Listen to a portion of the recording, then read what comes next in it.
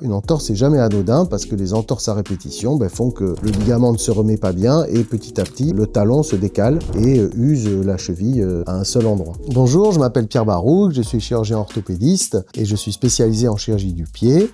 Je suis installé depuis 2003 à Bordeaux. C'est vrai que l'arthrose de cheville, il faut savoir que ça a une origine un peu différente que l'arthrose de genou ou de hanche. C'est une arthrose qui est post-traumatique ou post-instabilité, c'est-à-dire que c'est souvent suite à des fractures de cheville qui ont eu lieu il y a des dizaines d'années ou des entorses à répétition que se crée petit à petit une arthrose de la cheville. Avant, les solutions chirurgicales pour cette arthrose de cheville, c'était le blocage de l'articulation, l'arthrodèse. Et l'arthrodèse, on bloque l'articulation, il n'y a plus de mouvement de la cheville, et la prothèse, il y a un mouvement de la cheville. Eh bien maintenant, on a quand même du recul sur les prothèses de cheville. On a trouvé une formule qui fonctionne, qui donne des taux de survie très intéressants, de l'ordre de 90% à 10 ans.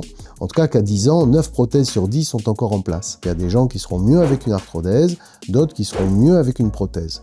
Globalement, à partir de 70 ans, c'est plutôt les prothèses, et avant, quand on est trop jeune, il vaut mieux faire des arthrodèses. Parce que la prothèse, si on la met trop jeune, on peut être éventuellement amené à la refaire un jour.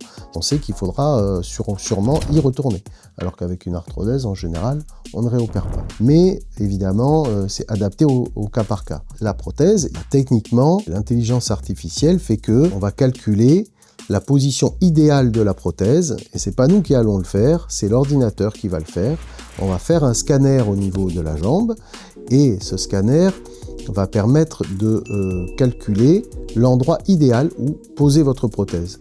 Et à partir de là, il fabrique des guides de coupe sur mesure, des petits objets en plastique qui sont faits par imprimante 3D, qu'on va placer sur l'os du patient. Il va nous dire, là vous découpez à ce niveau exactement, c'est là que la prothèse sera la mieux positionnée. C'est un geste qui prend à peu près 1 heure. Le patient sort le lendemain de l'opération et il marche avec une botte pendant 3 semaines. Et après, il commence vraiment la rééducation à ce moment-là. Le temps de récupération est au moins de 3 mois, jusqu'à 6 mois parfois. Et en tout cas, quelqu'un qui a eu une fracture de cheville, il faut le faire suivre par un orthopédiste.